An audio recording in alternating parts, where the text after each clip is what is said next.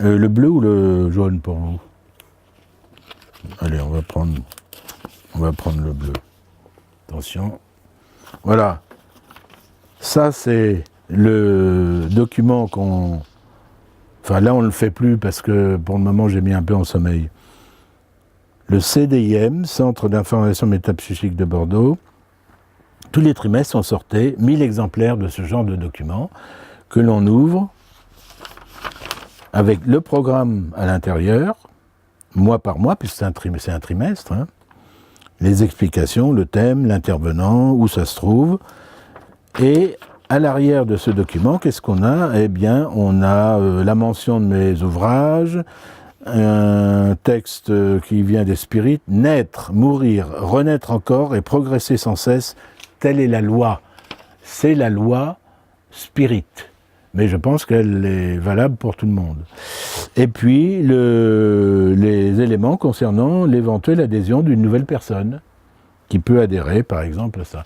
Ça, ce document-là, on en a distribué, je vous dis, 1000 exemplaires. Hein. Donc, on avait à l'époque, c'est-à-dire jusqu'en 2013, environ 60 à 75 adhérents. Mais il y a eu une époque bien 10 ans avant, même plus, où il y avait 250 adhérents, hein, à Bordeaux. Et oui. Vous êtes combien aujourd'hui? Là, j'ai mis en sommeil, donc on ne sait plus combien on est, mais disons que ça peut être environ, ça tournerait aux environs d'une cinquantaine, quoi. Alors il faut que je relance la machine, mais le problème c'est qu'il y a beaucoup de gens parmi les adhérents qui sont âgés, qui ne pourraient plus venir, et le gros problème c'est qu'on a du mal à joindre en quelque sorte la jeunesse, enfin des gens plus jeunes.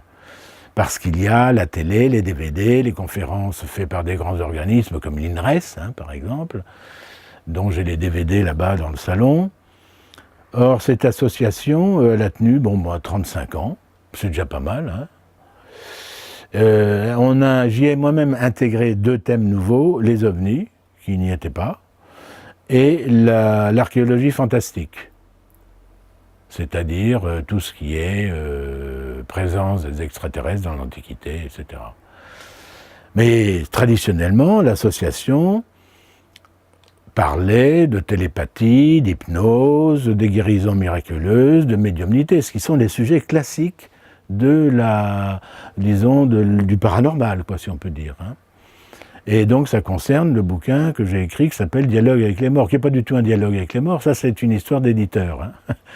Il a foutu ce titre parce qu'il voulait que ça frappe.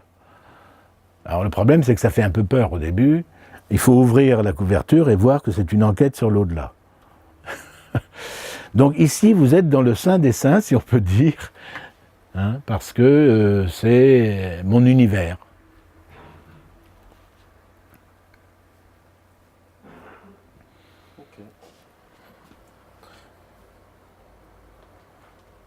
Et tout ce que vous voyez là, ce sont essentiellement des archives soit écrites par moi-même, comme ce journal, hein, soit écrites par d'autres et dont j'ai besoin pour faire mes commentaires, me donner des idées, etc.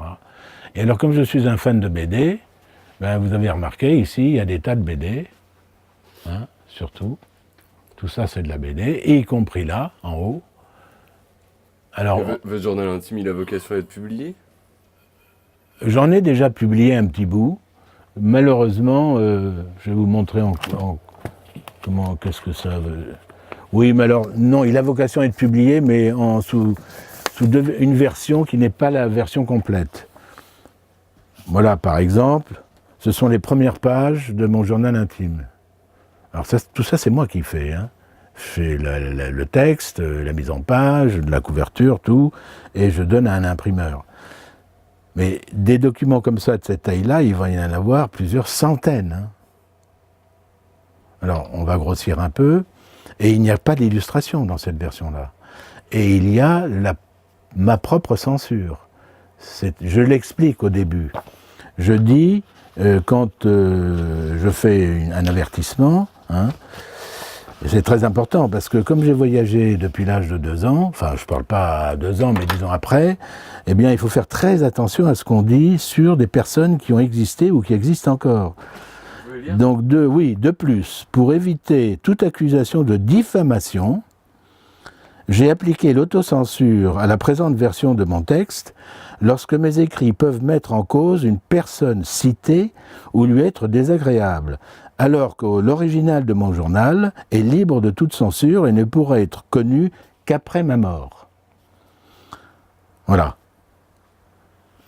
Vous comprenez pourquoi il y aura seulement une partie qui sera lisible par le public et une autre partie qui ne sera publiée qu'après ma mort. Alors on a beau corriger, recorriger et toujours corriger, il y a toujours des coquilles dans le document. Hein, vous voyez. Bon, sinon, il y a tout ça. 50 ans. 50 ans, ça fait un demi-siècle. Plus 2009, 10, 11, 12, enfin, etc. 8, ouais. Jusqu'à 2016. Il y a de quoi lire. Hein. Ah oui. Ça, il y a de quoi lire, hein.